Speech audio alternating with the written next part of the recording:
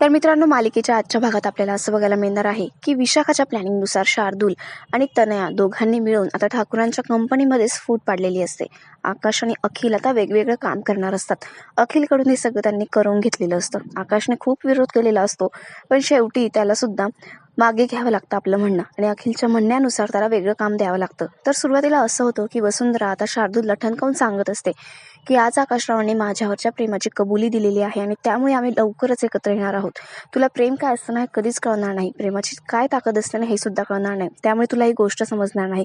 तू फक्त एवढं लक्षात ठेव की मी हरलेली नाहीये, उलट त्यातून मला बळच मिळालेलं आहे. आता सकाळी नाश्त्याची वेळ झालेली असते, सगळे एकत्र जमलेले असतात. आकाश मात्र आलेला नसतो. सगळेजण शांत असतात, कारण कालच खूप मोठा वाद झालेला असतो.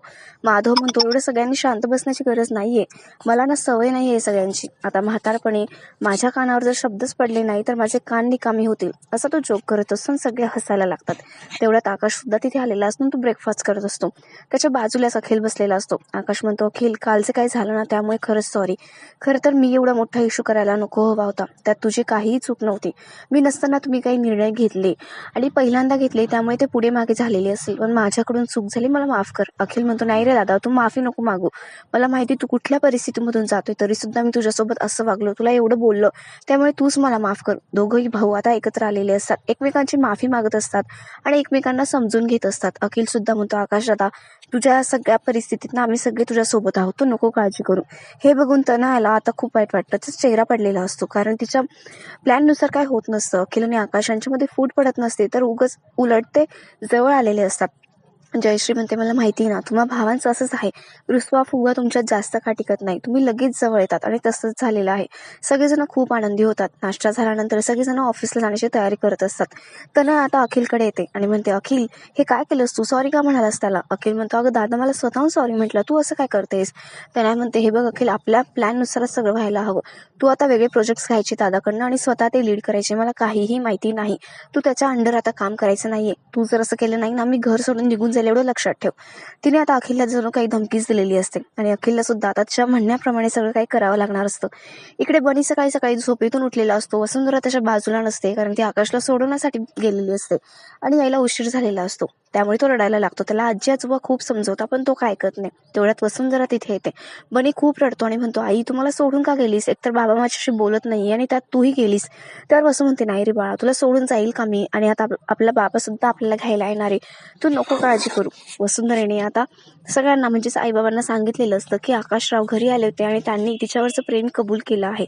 पण मात्र सुशीला आणि सुधीर दोघ जण म्हणतात की त्या नशेत केलेल्या वक्तव्यावर तू का विश्वास ठेवते वसू? ते नशेमध्ये बोलले ना हे सगळं, कदाचित त्यांच्या मनात नसेलही तसं, आणि उगाच बनीला खोटी आशा दाखवू नको. त्यावर वसुंधरा म्हणते, नाही गाई, मला असं जाणवतंय ना, जरी ते नशेत बोलले ना तरी त्यांच्या मनात अजूनही माझ्यासाठी ना खूप मोठं स्थान आहे आणि आम्ही लवकरच एकत्र येऊ, मला अशी खात्री वाटते. ते बोलल्यापासून मला खूप समाधान आणि शांतता वाटते.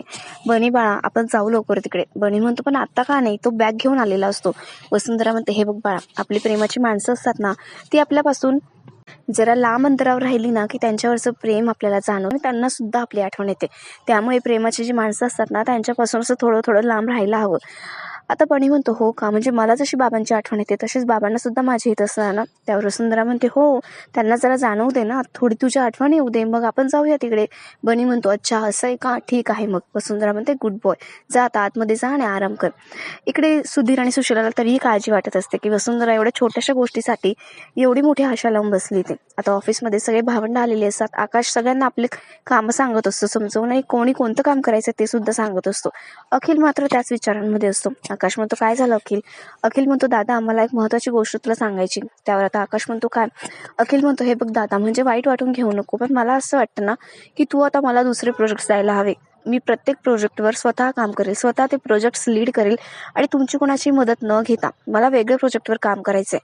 त्यावर आता आकाश म्हणतो, अरे अखिल, तुझं म्हणणं बरोबर आहे, पण मला काय वाटतं, तू अजून थोडा अनुभव घ्यायला हवा, थोडं शिकायला हवं, आणि जे काम मी तुला देतोय ना त्यामध्ये तू खूप एक्सपर्ट आहे म्हणून तुला देतोय. त्यावर अखिल म्हणतो, अरे बास झालं ना दादा, आता ग्रॅज्युएट झाल्यापासून मी तुझ्या हाताखालीच काम करतोय आणि मी असंच सारखं शिकत राहणार तर आयुष्यभरच शिकत राहणार ना मी. मला कधी काही वेगळे प्रोजेक्ट हँडल करताच येणार नाही.